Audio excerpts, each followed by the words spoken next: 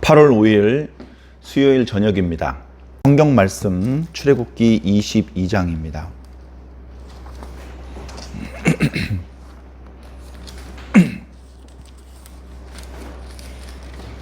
출애굽기 22장 1절부터 31절까지 말씀입니다.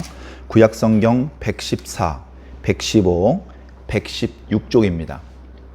출애굽기 22장 1절부터 31절까지 말씀을 저와 여러분이 한 절씩 나누어서 읽고 마지막 구절은 같이 읽겠습니다. 사람이 소나 양을 도둑질하여 잡거나 팔면 그는 소 한 마리에 소 5마리로 갚고 양 한 마리에 양 4마리로 갚을지니라. 도둑이 뚫고 들어오는 것을 보고 그를 쳐 죽이면 피 흘린 죄가 없으나 해 돋는 후에는 피 흘린 죄가 있으리라. 도둑은 반드시 배상할 것이나 배상할 것이 없으면 그 몸을 팔아 그 도둑질한 것을 배상할 것이요. 도둑질한 것이 살아 그의 손에 있으면 소나 낙이나 양을 막론하고 갑절을 배상할지니라.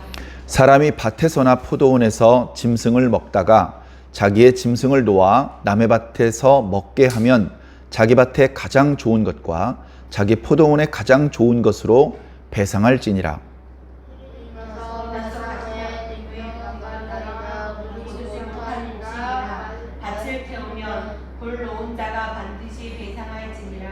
사람이 돈이나 물품을 이웃에게 맡겨 지키게 하였다가 그 이웃 집에서 도둑을 맞았는데 그 도둑이 잡히면 갑절을 배상할 것이요. 도둑이 잡히지 아니하면 그 집 주인이 재판장 앞에 가서 자기가 그 이웃의 물품에 손댄 여부의 조사를 받을 것이며 어떤 잃은 물건, 즉 소나 낙이나 양이나 의복이나 또는 다른 잃은 물건에 대하여 어떤 사람이 이르기를 이것이 그것이라 하면 양편이 재판장 앞에 나아갈 것이요. 재판장이 죄에 있다고 하는 자가 그 상대편에게 갑절을 배상할지니라. 사람이 낙이나 소나 양이나 다른 짐승을 이웃에게 맡겨 지키게 하였다가 죽거나 상하거나 끌려가도 본 사람이 없으면 두 사람 사이에 맡은 자가 이웃의 것에 손을 대지 아니하였다고 여호와께 맹세할 것이요. 그 임자는 그대로 믿을 것이며 그 사람은 배상하지 아니하려니와 만일 자기에게서 도둑 맞았으면 그 임자에게 배상할 것이며 만일 찢겼으면 그것을 가져다가 증언할 것이요. 그 찢긴 것에 대하여 배상하지 아니할지니라. 만일 이웃에게 빌려온 것이 그 임자가 함께 있지 아니할 때에 상하거나 죽으면 반드시 배상하려니와 그 임자가 그것과 함께 있었으면 배상하지 아니할지니라. 만일 세낸 것이면 새로 족하니라. 사람이 약혼하지 아니한 처녀를 깨어 동침하였으면 납폐금을 주고 아내로 삼을 것이요. 만일 처녀의 아버지가 딸을 그에게 주기를 거절하면 그는 처녀에게 납폐금으로 돈을 낼지니라. 너는 무당을 살려주지 말라. 짐승과 행음하는 자는 반드시 죽일지니라. 여호와 외에 당신에게 제사를 드리는 자는 멸할지니라. 너는 이방 나그네를 압제하지 말며 그들을 학대하지 말라. 너희도 애굽 땅에서 나그네였음이라. 너는 과부나 고아를 해롭게 하지 말라. 네가 만일 그들을 해롭게 함으로 그들이 내게 부르짖으면 내가 반드시 그 부르짖음을 들으리라.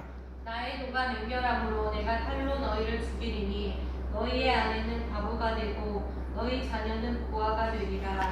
네가 만일 너와 함께한 내 백성 중에서 가난한 자에게 돈을 구워주면 너는 그에게 채권자같이 하지 말며 이자를 받지 말 것이며 네가 만일 이웃의 옷을 정당 잡거든 해가 지기 전에 그에게 돌려보내라.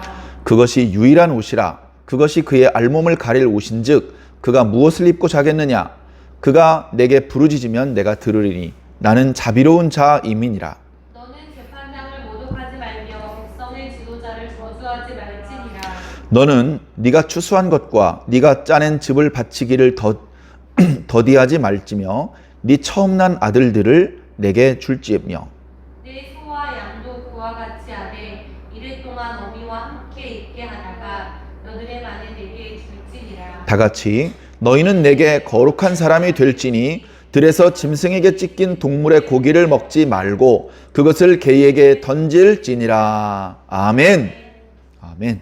오늘 함께 읽은 말씀은 출애굽기 22장입니다. 출애굽기 22장은 종종 말씀드렸던 것처럼 19장부터 24장에 이르는 시내산 언약, 시내산 언약, 뭐 다른 말로는 계약이죠. 계약을 하는 장면을 말씀해 주고 있습니다. 19장은 준비를 했고요. 준비. 그리고 20장에 하나님께서 10계명을 주셨습니다. 10계명. 그리고 21, 22, 23장에 걸쳐서 10계명에 플러스 알파 더 자세하고 세세한 계명을 주셨습니다. 물론 하나님께서 주신 계명은 이게 다는 아닙니다. 그러나 어쨌든 여기서 주신 계명들을 계약서 삼아서, 이걸 계약서 삼아서 여기서 도장을 찍는 겁니다. 자, 요즘 말로 하면 인감증명서를 가지고서 인감도장으로 도장을 찍고 그 계약에 필요한 계약금을 전달하고 주변의 증인들의 도장을 받고 이런 식으로 해서 쌍방 간에 이제 계약이 체결되는 것인데요. 하나님하고 하나님의 백성 사이에는요, 뭐 인감도장 같은 것을 뭐 준비해가지고 나올 상황은 아니었습니다. 일방적으로 하나님께서 이스라엘 백성들을 사랑하셨고 그들의 조상들과 맺은 언약을 조상들은 다 죽었는데도 불구하고 하나님께서 그 약속을 지키셨고 약속을 지키는 과정에서 하나님께서 엄청나게 투자하셨습니다. 요즘 말로. 엄청나게 큰 당신의 능력을 보여주셨고 그래서 본래는 자유자가 아니고 애굽 땅에서 나그네와 같았고 실질적으로는 노예나 다름없었던 히브리인들을 하나님께서는 10가지 능력으로 애굽을 마비시키고 애굽이 이스라엘 백성들이 애굽을 자유롭게 천천히 걸어 나갈 수밖에 없도록 그렇게 보내줄 수밖에 없도록 하나님께서 당신의 능력을 베풀어 주신 것입니다. 중간에 홍해를 가르는 장면도 보였고 또 불기둥과 구름기둥으로 이스라엘 백성 앞을 인도하는 모습도 보였고 아침마다 이슬처럼 진영 밖에 만나가 내려서 계속해서 그 만나를 먹음으로 이스라엘 백성들이 뭐 이렇게 파종을 하거나 농사를 짓지 않았음에도 불구하고 충분한 양식을 먹었으며 때때로 그들에게 필요한 물을 공급해 주시고 심지어는 고기도 공급해 주셔서 이스라엘 백성들이 광야를 지내는 동안에 아무도 배고픈 사람, 목마른 사람 또는 걸어다니면서 발이 부르튼 사람, 옷이 헤어진 사람이 없었다라고 기록할 정도로 하나님께서는 아주 강력한 능력으로 이스라엘 백성들에게 엄청난 은혜를 베풀어 주셨습니다. 애굽도 뜨거운 날씨도 건조한 날씨도 배고픈 어떤 양식을 구할 수 없는 그런 광야도 하나님의 백성 이스라엘을 괴롭게 할 수 없었습니다. 하나님의 완벽한 보호 속에 이스라엘 백성들은 애굽에서 안전하게 나올 수 있었고 지금 시내산 앞에까지 당도했으며 이제 거기서 하나님하고 언약을 맺는 상황입니다. 본래는 하나님께서 이스라엘 백성들에게 직접 말씀해 주려고 했으나 하나님의 영광과 권능, 그 나팔 소리 그리고 하나님의 음성을 감당할 수 없어서 하나님의 말씀, 특히 21, 22, 23장의 말씀은 하나님께서 모세에게 말씀을 해주시고 모세가 24장에 보면 산에서 내려와서 이스라엘 백성들한테 말씀을 전달해 주는 모습이 나옵니다. 모세가 이 언약서의 말씀을 백성들한테 들려 주니 백성들이 아멘으로 화답하였더라.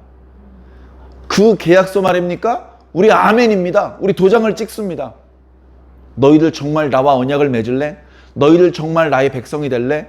너희들 정말 나만 섬길래? 너희들 정말 나를 유일하신 하나님, 천지를 창조하신 하나님, 아브라함의 하나님, 이삭의 하나님, 야곱의 하나님을 하나님이라는 것을 믿고 이제부터선 내 뜻대로 살래? 너희들이 내 말을 잘 듣고 내 언약을 지키면 너희는 나에게 거룩한 백성이 될 것이다. 제사장 나라가 될 것이다. 그렇게 하나님께서 말씀하셨죠. 그래서 그 말씀대로 하나님의 언약이 수여되고 그것에 대해서 언약을 맺습니다. 이걸로 끝이 아니라 계속해서 하나님의 율법의 말씀이 주어지는데요. 우선은 19장부터 24장까지 한 단락으로 이어진 말씀. 오늘 그 중에서도 20 몇 장? 오늘 22장입니다. 21장에도 여러 가지 어떻게 보면 막 재미는 없어요. 누가 어디를 갔는데 누구를 만났고 거기서 어떤 사건이 벌어졌고 이런 어떤 스토리는 없습니다. 그냥 하나님의 율법이 그저 이렇게 나열되는 것 같아요. 그러나 그 속에서 오늘 예수님을 믿는 우리 교회 성도들이 꼭 기억해야 될 지혜, 교훈이 있습니다. 그것들을 놓치지 말고 잘 찾아보시기 바랍니다. 오늘 말씀은요, 첫 번째, 손해배상에 대한 법이에요. 손해배상. 법인 거 알죠? 네, 손해배상에 대한 법입니다. 자, 도둑질을 했어요. 도둑질을 했어. 도둑질을 했는데 내가 잡혔어. 잡혔는데 예를 들어서 내가 저 사람의 소를 도둑질했어. 그래가 그걸 잡아 먹었거나 딴 데 팔아버렸어. 그랬는데 내가 잡혔어. 그러면 어떻게 하라고요? 배상을 하라고, 배상. 소는 5배, 양은 4배. 염소는 몇 배일까요? 염소는 없죠. 예, 염소는 대충 양이랑 비슷할 것 같아요. 비둘기는 몇 배일까? 2배. 예, 모르죠. 그거는 모르지만 어쨌든 중요한 거, 소나 양이 이스라엘 백성들의 재산 목록 2호였기 때문에 이것을 기준으로 이제 말씀하고 있는 겁니다. 자, 그런데 내가 이 짐승을 훔쳐가지고 죽이거나 잡아먹지 않았어. 내다 팔지 않았어. 아직도 우리 집에 살아있어. 그럼 그대로 돌려주면 되죠? 내가 훔쳐온 거 그대로 돌려주고 끝나는 게 아니고요. 2배. 소를 1마리 훔쳤으면 그 1마리 돌려주고 우리 집에 있는 소를 그 사람한테 줘야 돼. 저희 집에 소가 없는데요? 그러면 소 1마리 값에 돈을 줘야 돼요. 돈도 없는데요? 그러면 네 몸을 팔아라. 네가 이제 자유자가 아니고 다른 집에서 노예 생활을 해서 네 몸값과 네 품삯을 다 소값으로 배상할 때까지 너는 노예 신세가 되라. 이 말은 하나님께서 이스라엘 백성 중에 한 사람이 노예가 되기를 바라는 뜻일까요? 도둑질 같은 건 하지 말란 뜻일까요? 도둑질 같은 거 하지 말란 뜻이에요. 그러나 순간적으로 욕심에 이끌려서 죄를 범하면 이렇게 엄하게 처벌할 수밖에 없다. 하나님께서 주신 10계명 중에요. 9번째 계명 뭐죠? 내 이웃의 물건을 탐내지 마라. 왜 탐내면 안 돼요? 그 물건은 그 이웃에게는 아주 소중한 물건이야. 무슨 말인지 알겠죠? 그러니까 그 이웃이 아주 소중하게 생각하는 걸 내가 함부로 가져가거나 망가뜨리면 안 되는 거예요. 그러면 그 이웃이, 본래 주인이 마음이 어떨까요? 네, 마음이 속상하잖아요. 화가 나잖아요. 그렇게 하면 된다, 안 된다? 안 된다. 안 되니까 어떻게 해야 돼요? 도둑질하면 안 돼. 그래서 도둑질하지 말란 계명은 몇 번째?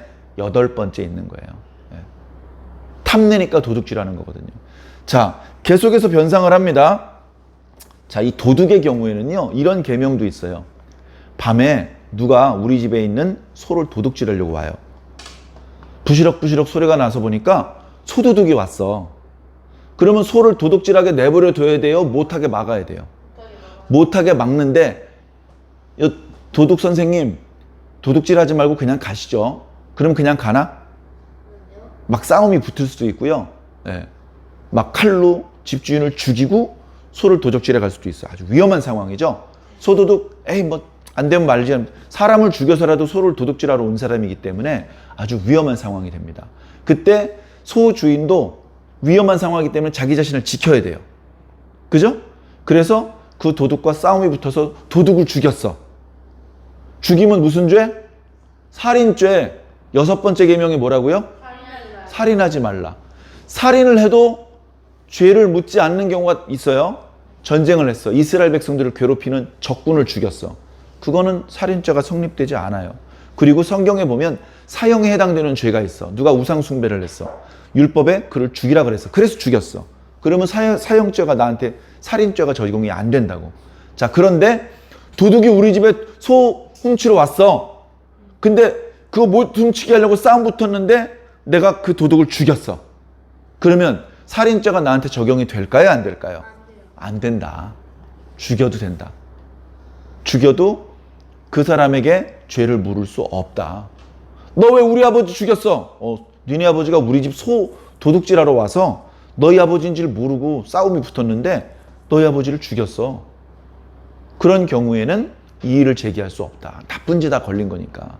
자, 근데 소를 낮에 도둑질하면 어떻게 될까요? 낮에 도둑질했어. 누가 우리 집 소를 도둑질하려고 낮에 왔어. 그래서 구멍을 뚫어. 구멍을 뚫는다는 표현은 이런 겁니다. 나무로 만든 울타리를 부분적으로 허물어. 또는 흙으로 만든 담을 부분적으로 허물어. 왜? 그리로 들어왔다, 그리로 몰고 나가야 되니까. 그죠? 그러니까 허물어야 되죠? 소는 이렇게 흉 넘어갈 수가 없잖아. 낮에 온 소도둑을 때려 죽이면 사형죄가 적용이 돼요. 살인죄가. 근데 소도둑이 낮에 도둑질하러 올까요? 물론 올 수도 있어요. 왜냐하면 낮에 사람이 잘 많이 안 사는 동네, 사람이 다니지 않는 곳에 짐승을 묶어 놓으면 도둑질할 수도 있겠죠. 근데 보통의 경우는 낮에 도둑질 안 해요.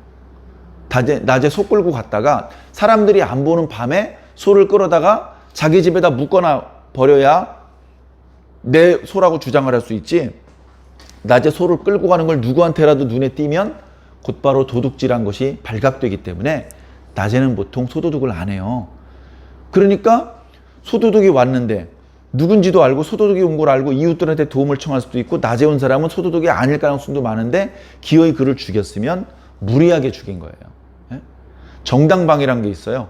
우리 집에 소를 도둑질하려고 누가 오면 못 도둑질하게 막을 수 있는 권리가 있어. 근데 낮에 그런 사람이 왔을 때 심하게 그를 때려서 죽이면 과잉방어가 되는 거죠. 그런 어려운 표현이 벌써 율법에, 하나님의 계명에 그런 어려운 개념들이 다 들어와 있는 거예요. 자, 거기서 끝나지 않죠? 자, 음식을 먹습니다. 내가 양을 잡아 먹으려고 양을 이렇게 먹는데 내가 기르던 양이 풀렸어. 풀려가지고 옆에 집에 있는 농작물을 막 우걱우걱 먹어버렸어. 그럴 수 있죠. 그렇게 되면 어떻게 해야 되죠? 그 양이 먹은 농작물의 2배를 변상해 줘야 되는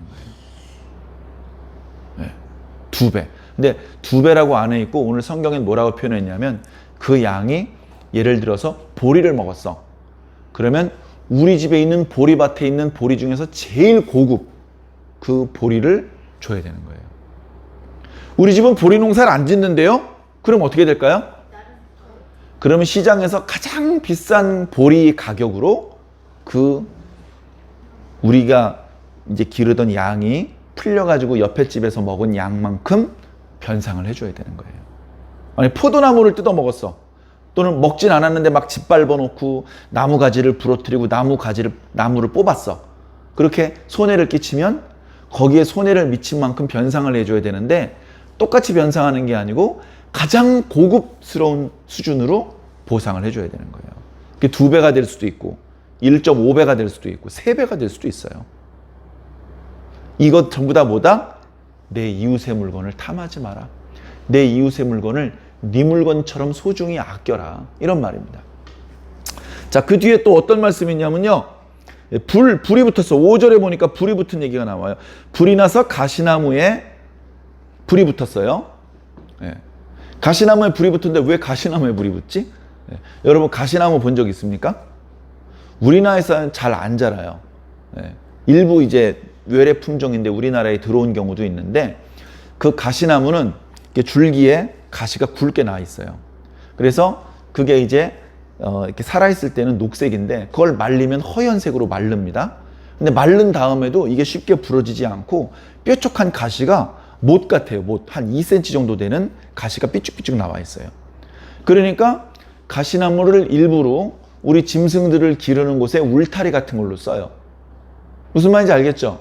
근데 살아있는 가시나무가 아니고 저쪽에서 가시나무를 베어다가 여기다 꽂아가지고 묶어가지고 울타리로 썼단 말이에요.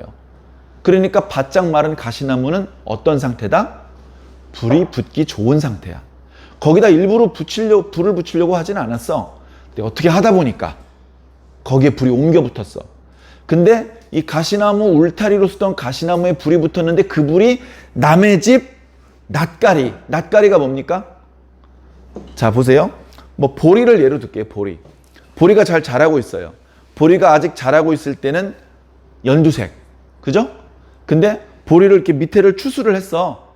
그러면 지푸라기 같은데 끝에 보리가 맺혀 있겠죠, 그죠? 그런 상태로 일단 묶어놔. 그죠? 그럼 보리단이 있겠죠? 보리단이 하나가 아니라 수백 개야. 땅바닥에 늘어놓을 수가 없잖아.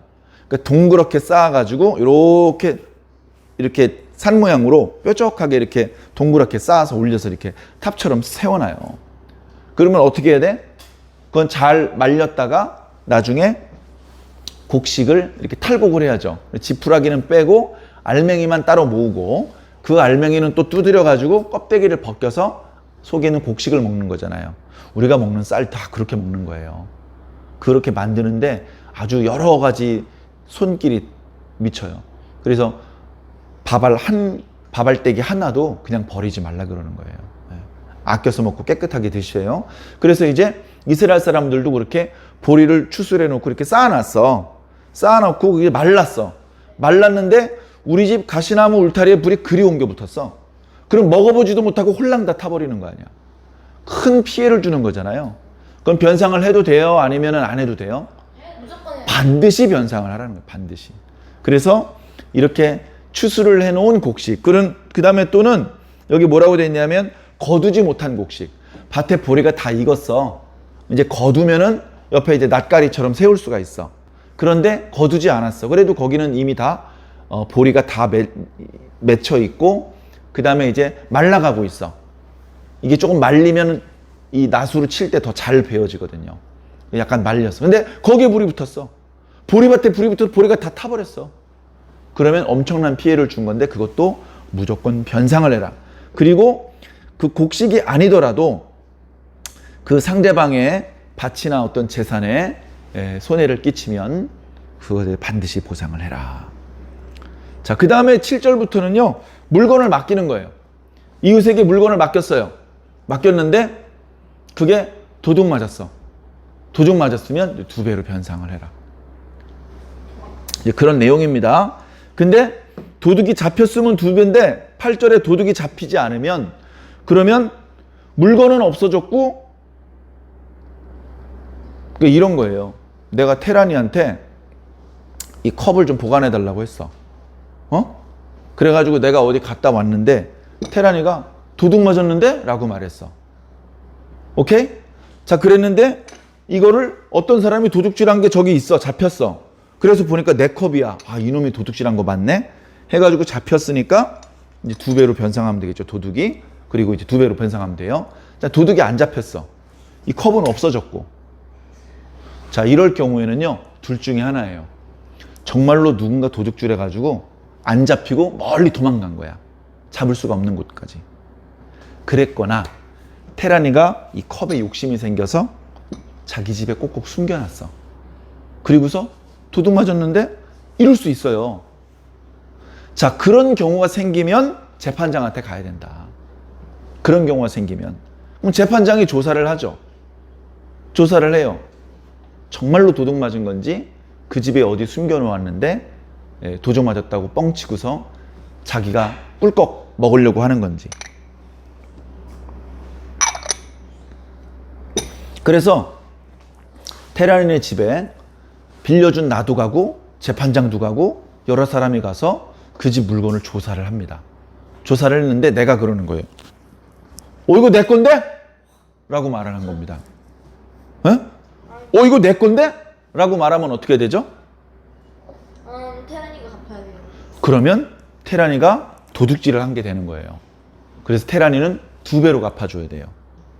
2배로. 자, 근데 내가 실제로 도둑질 당하고 이 친구는 잘못한 게 없는데 내가 보니까 저 컵은 원래 내 게 아닌데 저 컵을 보니까 정말 갖고 싶은 컵이었어.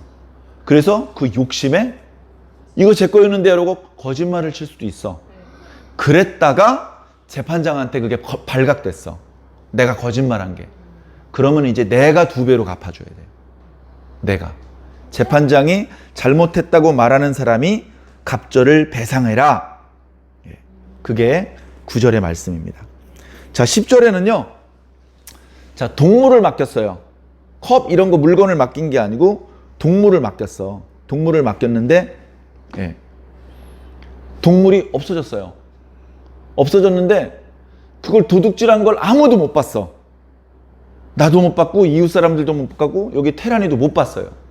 그럼 어떻게 됩니까? 그러면 테란이는 그 속값을 물어줄 수가 없잖아. 왜냐하면 소는 엄청 비싼 거예요.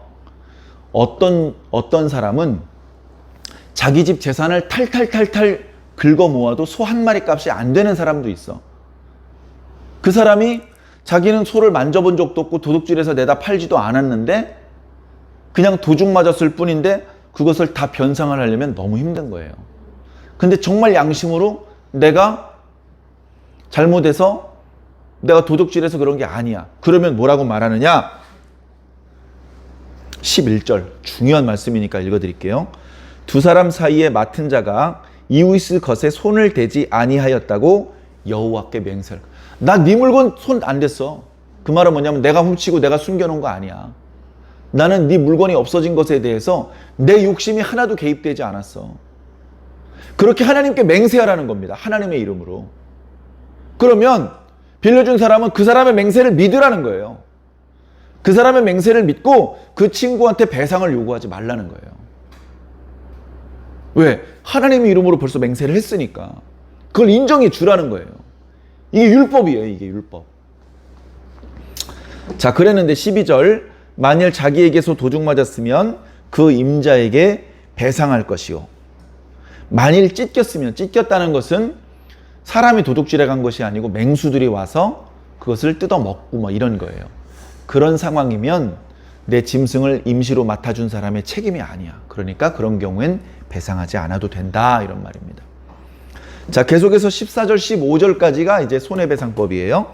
14, 15절은 뭐냐면요. 자, 물건을 빌려줬어.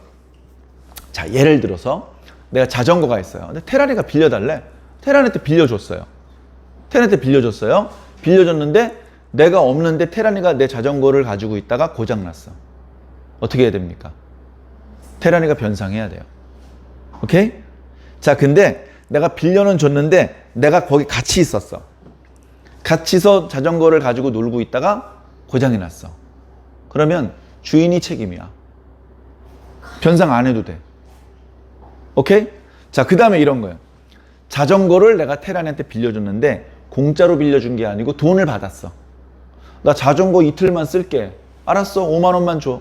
5만 원을 받았어. 근데 고장났어. 그럼 5만 원을 이미 냈으니까 변상하지 않아도 된다. 변상하지 않아도 된다. 이제 그런 말이에요. 이 표현이 조금 딱딱하고 어려운데 제가 조금 쉽게 설명해 드렸는데 읽으면 읽을수록 상당히 합리적이에요. 상당히 합리적이고 얼토당토하는 어리석은, 그리고 사람의 욕심 때문에 이 법을 교묘히 악용해서 이득을 챙기고 이렇게 하기 좀 어렵게, 그리고 그 이전에 하나님께서 이스라엘 백성들의 절대적인, 하나님을 절대적으로 믿고 신뢰하는 그 믿음을 밑바탕으로 준 법이에요. 만약에 하나님을 우습게 생각하잖아요? 그럼 어떻게 합니까? 죄다 도둑질하고서 나는 도둑질 안 했어라고 거짓 맹세를 해버릴 겁니다. 거짓 맹세를 해도 그 맹세를 믿어주라고 돼 있잖아요. 그 맹세를 믿고 변상을 요구하지 말라고 그랬잖아요. 그러면 하나님을 우습게 생각하는 사람들 같으면 막 도둑질하고서 거짓 맹세를 해서 막 부자가 될 거예요. 그런 포악한 놈은 하나님께서 알아서 징벌을 해주실 테니 걱정하지 말고 너희들은 억울한 일이 있으면 하나님의 이름으로 맹세를 하라는 거예요. 그러니까 하나님의 이름으로 함부로 맹세 못합니다. 사람 사이에 벌을 받는 게 아니라 하나님께 직접 벌을 받기 때문에 하나님이 두려워서 하나님 이름을 함부로 맹세를 하지 못합니다. 그래서 율법 중에 제4계명도 3계명도 그렇죠. 하나님의 이름을 망령되이 일컫지 말아라. 확실히 알지도 못하면서 하나님의 이름을 맹세하는 것은 하나님의 이름을 우습게 생각하는, 가볍게 생각하는 행동이기 때문에 하나님께서 절대로 죄 없다고 하지 않으실 겁니다. 그런 하나님을 절대적으로 믿는 믿음을 바탕으로 이 계명을 주신 거예요. 아주 중요한 내용이라서 제가 11절 말씀은 읽어드린 겁니다. 자, 이어지는 16절부터는요. 자, 도덕법이에요. 도덕법. 자, 도덕이라고 말하니까 좀 애매한데, 자, 예를 들면 사람이, 어떤 남자가 어떤 여자를 간통했어요. 간음했어. 간음을 했어. 꼬셔가지고. 그거 자체가 잘못이거든요. 잘못인데 그나마 벌을 받지 않으려면 그 여자의 아버지에게 지참금을 내고, 요즘에는 그렇게 신부의 아버지에게 돈을 주고 결혼하고 그런 풍습이 우리나라엔 거의 없죠. 옛날엔 많이 있었어요. 동양에도 있었고 서양에도 있었고 율법에도 있었어요.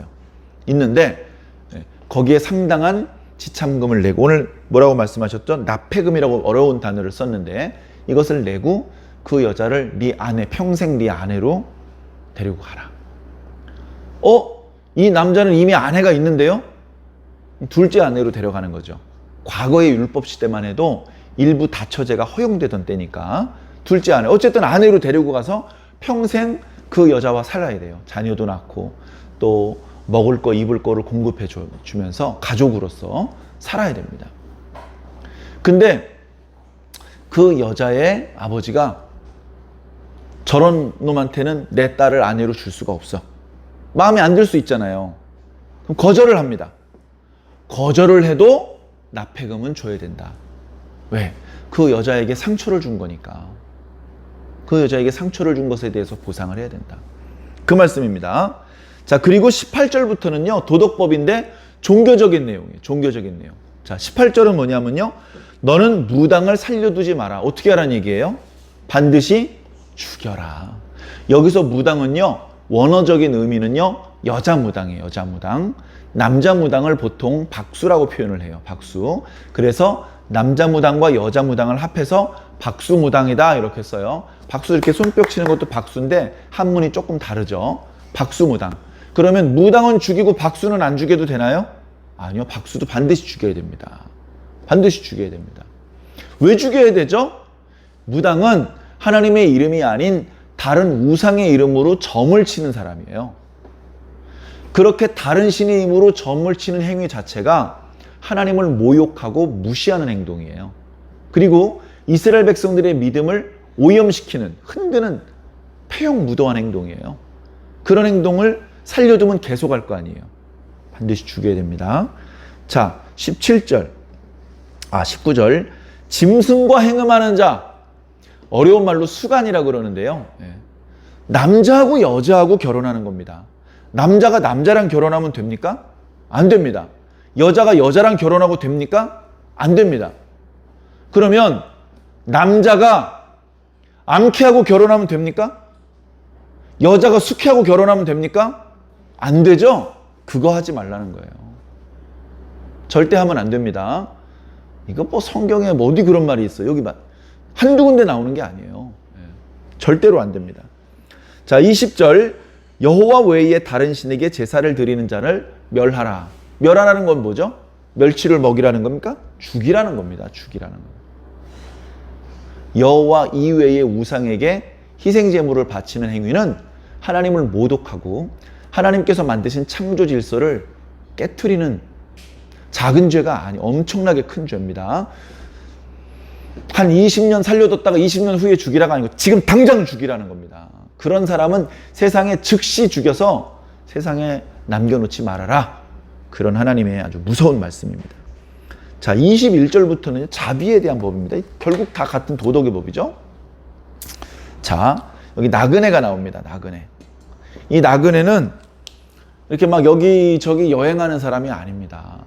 이 나그네는 외국인인데 우리나라에 들어와 아주 거주하고 있는 사람을 말하는 거예요.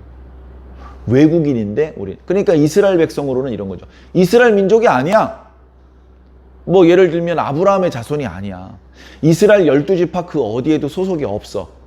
근데 어떻게 여러 가지 사정이 있다 보니까 자기 이 족속을 떠나서 이스라엘 족속 속에 섞여 들어왔어. 그런 사람이 있었나요? 그런 사람 엄청나게 많이 있습니다. 엄청나게. 여러분, 여호수아의 갈렙 중에 갈렙이 그런 사람이에요. 갈렙은 유다 지파에 소속되어 있었지만 사실은요, 그니스 사람이에요. 그니스 사람. 그니스는 가나안 12족속 중에 한 족속입니다. 그러나 어떻게 됐습니까? 하나님께 엄청나게 축복받았어요. 유다 지파의 두령이 되었습니다. 하나님께 엄청나게 축복받았어요. 그럴 수 있습니다. 여러분, 다윗 왕 밑에 엄청나게 용감한 장수가 많았는데 우리아라는 장수가 있었어요. 우리아는요 유다 지파 사람이 아니에요. 헷 족속 사람이다. 요즘 말로 히타이트 족속 사람이에요. 어딜 그렇게 만지는 거예요? 그럼에도 불구하고 다윗 가장 곁에서 다윗을 위해서 목숨을 다해서 싸우는 다윗의 왕국을 건설하는데 아주 혁혁한 공을 세운 공로자였습니다. 그런 사람들이 이스라엘 속에 많이 있어요. 그런 사람들을 구경거리 삼고 놀리고 손해를 끼치고 막 함부로 그의 물건을 약탈하고 그렇게 하지 말아라. 그렇게 하면 됩니까? 안 됩니까? 네. 안 됩니다. 하나님께서 그런 말씀을 하실 때마다 하시는 말씀이 너희 이스라엘 백성들도 애굽 땅에서 객이었고 나그네였잖아. 너희들도 서러운 시절을 살았었잖아. 너희들 나그네였을 때 얼마나 괴로움 많이 당했어. 그 괴로움을 너희 이스라엘 속에 들어와 살고 있는 그 소수 이민족들한테 그렇게 슬픔을 전가시키지 마. 하나님께서 너희들에게 잘 대해주었던 것처럼 너희들도 그 나그네들을 잘 대해줘. 그 말씀입니다. 자, 그 다음에 또 누가 있냐면 고아가 있어요. 과부가 있습니다. 과부는 결혼을 했는데 남편이 죽었습니다. 남자가 생활비를 벌어와야 되는데 남자가 없으니 이 과부는 생활비를 벌 수가 없어요. 생활비를 벌 수가 없으면 어떻게 됩니까? 굶어 죽어야 됩니까? 죽는 건 어렵잖아요. 무섭잖아요. 그러니까 몸을 팝니다. 몸을 팔아요. 매우 하면 안 되는 잘못된 행동이지만 죽을 수 없기 때문에 몸을 파는 여인들이 있어요. 아, 난 몸 파는 게 좋아. 이런 싹수가 노란 것들이 아니고 나는 원래 이거 하기 싫어. 근데 죽을 수가 없으니까 내가 몸을 팔아서라도 내 아이를 길러야 되니까 이런 어쩔 수 없는 상황 속에 있는 과부, 그런 창기들은요 예수님께서 불쌍히 여겨주셨어요. 아, 난 창기로 생활하는 게 좋아. 이게 조금이라고 큰 돈을 벌 수 있는 거다. 그래서 그게 좋아서 하는 사람은요 하나님께서 불쌍히 여기지 않아요. 근데 어쩔 수 없이 남편이 죽어서 과부가 되고 혼자 힘으로 자녀를 기르려다 보니 어쩔 수 없이 몸 파는 여자가 됐어요. 그런 경우에 회개하고 예수 그리스도를 붙잡으면 어떻게 말씀하셨느냐? 창기와 세리가 먼저 하나님 나라에 간다. 그렇게 말씀하셨습니다. 거기에서 창기는 창기짓이 좋아서 하는 사람은 뺀고 어쩔 수 없이 창기가 된 불쌍한 여인들. 과부는 불쌍한 여인들입니다. 고아는 뭡니까? 아빠가 없는데요 엄마도 없는 자입니다. 얼마나 불쌍합니까? 고아는 아빠가 없는데 엄마. 이 고아가 남자인데 20살이 넘었어요. 그럼 고아라고 하면 안 되지. 20살이 넘으면 남의 집에서 종노릇을 하든 무슨 일을 하든 생활비를 충분히 벌 수 있어요. 근데 고아라고 말했을 땐 부모가 없으면서 나이도 어린 거야. 얼마나 불쌍해. 그 누구의 보호도 못 받는 겁니다. 인생을 출발하면서 거지로 출발해야 되고 노예로 출발해야 돼요. 얼마나 불쌍한지 모릅니다.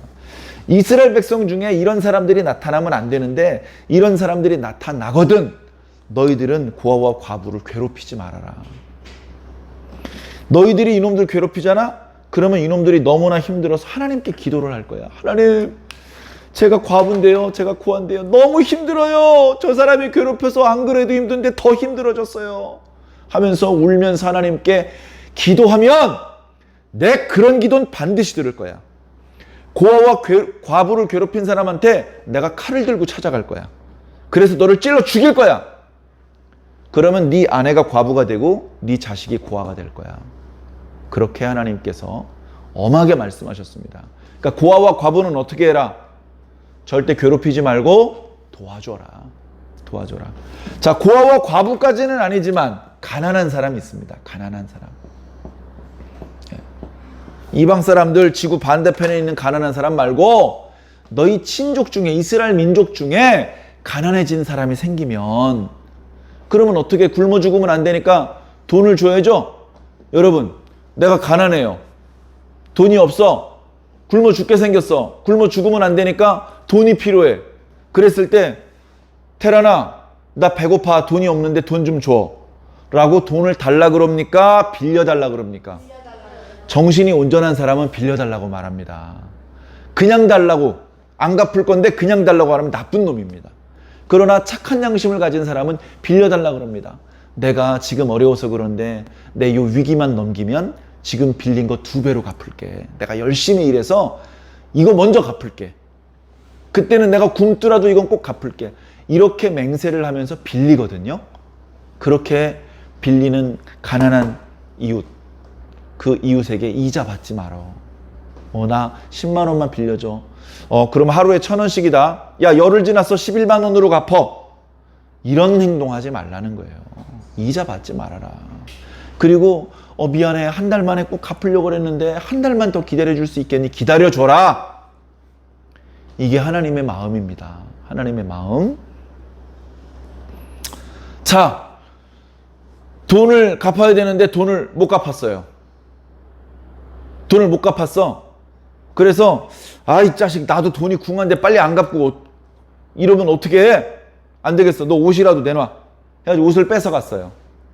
옷을 뺏어갔어. 그러면 아침에 옷을 뺏어갔는데 밤이 되기 전에 옷을 돌려줘라. 다음날 아침 다시 뺏어가더라도 밤이 되기 전에 옷을 돌려줘라. 왜? 이스라엘 사람들은요, 옷이 뭐예요? 이불이에요. 저녁 되면 엄청 춥습니다. 낮엔 덥고 저녁에 추운 게 이 광야 지방의 기후예요. 그때 어떡합니까? 옷을 낮에는 이렇게 옷으로 입고 다니는데 밤에는 그걸 돌돌돌돌 말고 자야 돼요. 그게 없으면 얼어 죽어. 넌 막 그러니까 내가 빌려준 돈 갚으라고 했잖아. 왜 안 갚아서 옷을 나한테 뺏기고 추워서 얼어 죽고 난리야. 얼어 죽으면 옷 뺏어간 놈 책임이다. 다음날 아침 다시 뺐더라도 옷을 저녁에 해지기 전에 돌려줘라. 이게 하나님의 마음입니다. 내 이웃을 불쌍히 여기라. 내 이웃을 불쌍히 여기라. 그래야 너도 불쌍히 여김을 받을 수 있다. 그렇게 너그럽게 대할 때에 사람들에게 인정을 받고요. 하나님께 은총을 입습니다. 그렇게 살라고 계속해서 말씀하고 있는 것이죠. 자, 그 다음에 이제 28절부터 보면요. 너희 재판장을 모독하지 말아라. 지도자를 저주하지 말아라. 재판장 있었나요? 아까 손해배상법 할 때 재판장 나왔죠? 이게 어떻게 된 것인지 잘 모르면 재판장한테 가서 재판장이 조사를 해야 되고 뭐 이렇게 한다. 그 재판장이요. 재판장의 첫 번째 조건은요. 공정함입니다. 공정함. 언제 공정함을 잃어버려요? 공부가 부족해서 멍청할 때 공정함을 잃어버리는 게 아니고요. 뇌물을 받으면 공정함을 잃어버려요. 뇌물을 받으면. 뇌물을 받는 순간 공정함을 잃어버린다고요. 뇌물을 받아야 되겠습니까? 안 받아야 되겠습니까? 안 받아야 되죠. 그거는 이게 언제야? 3,400년 전에 십계명을 처음 주셨을 때만 그렇습니까? 21세기인 지금도 그렇습니까? 지금도 그런 거예요. 그래서 우리나라에는 이른바 김영란법이라는 게 있어요. 어떤 대가성이 있고 없고를 떠나서 공적인 일을 하는 사람들에게는 불필요하게 정당하지 않은 뭐 돈이나 어떤 선물을 주면 안 되게 되어 있습니다. 자, 그렇기 때문에 너희들은 재판장과 지도자의 권위를 인정해야 됩니다. 인정하고 그 뒤에 보면 이제 그 재판장에게 내야 될 세를 더디게 내지 말고 다 내라. 그리고 낼 때 예를 들면 소나 양이나 짐승을 낼 때 새끼를 냅니다. 우리 집에 어린 양이 한 마리가 있는데 그 어린 양이 암양이야.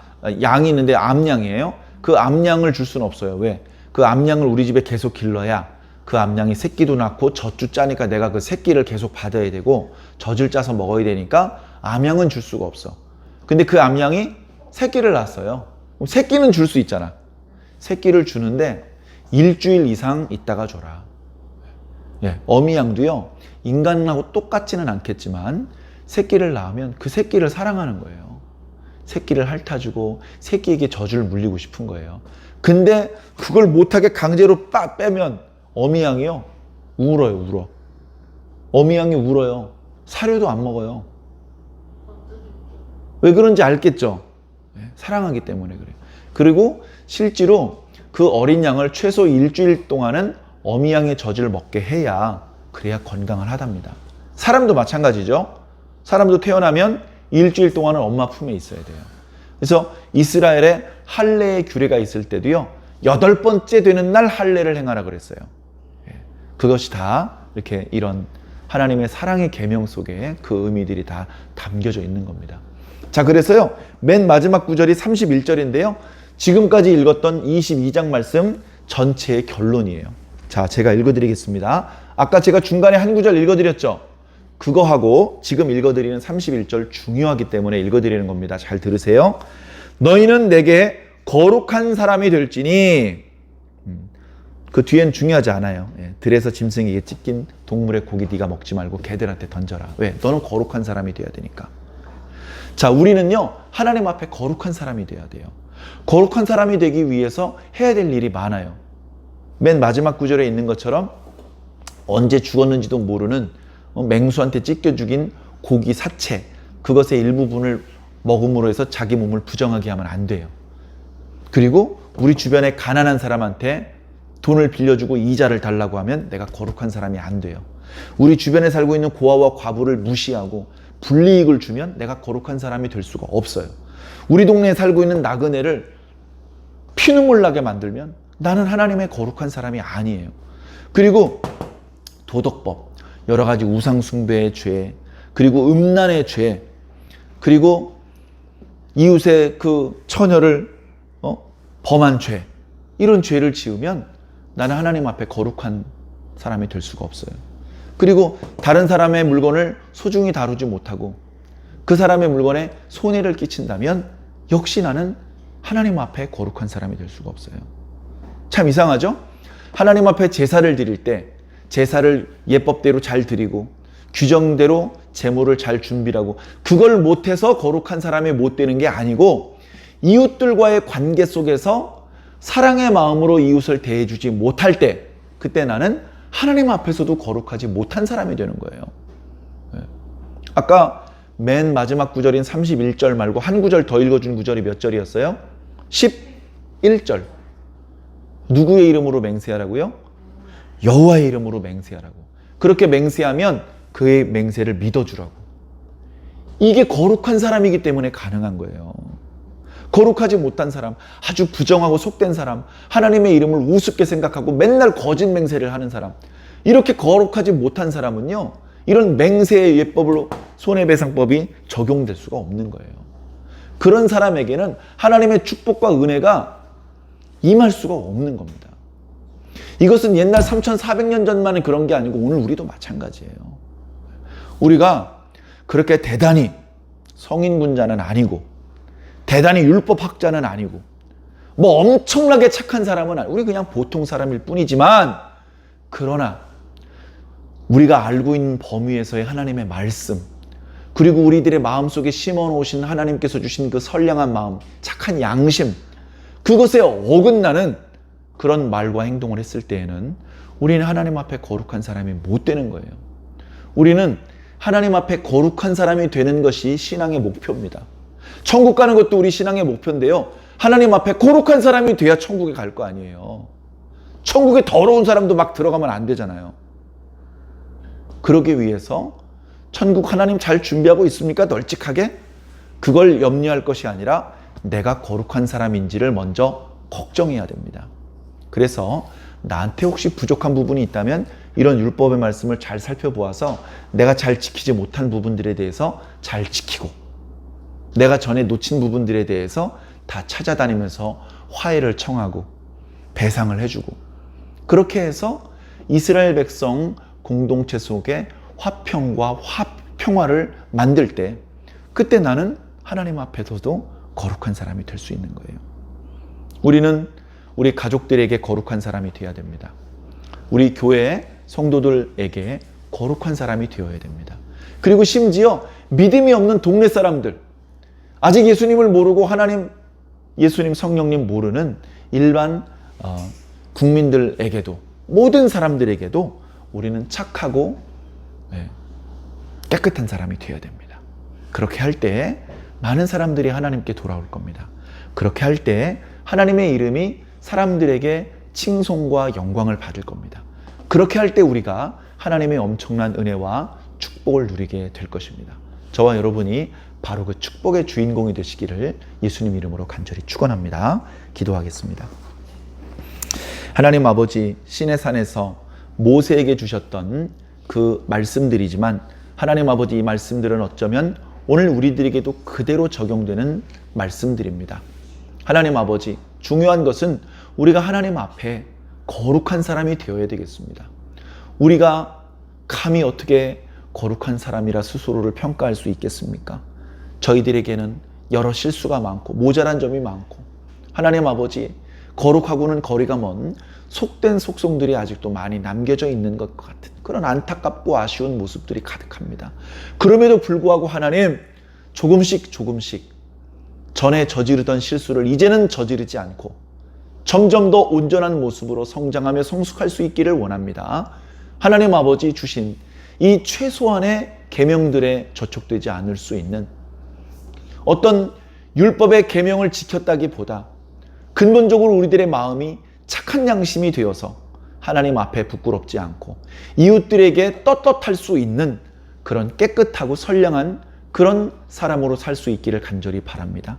그렇게 하면서 이웃들에게 선한 증거를 얻을 수 있게 도와주시고 많은 사람들을 옳은 대로 이끌 수 있는 좋은 빛과 소금의 역할을 할 수 있게 하여 주시며 그 과정에서 많은 사람들이 하나님께 영광을 돌리도록 그렇게 이끌 수 있기를 주님 간절히 소망합니다. 우리 완주중앙교회 모든 성도들은 다 이렇게 하나님 앞에 거룩한 사람, 이웃들에게 착한 선한 이웃들이 될 수 있도록 주님 능력과 지혜를 더하여 주시옵소서. 감사하며 사랑이 많으신 예수님 이름으로 믿고 기도하옵나이다. 아멘. 아멘.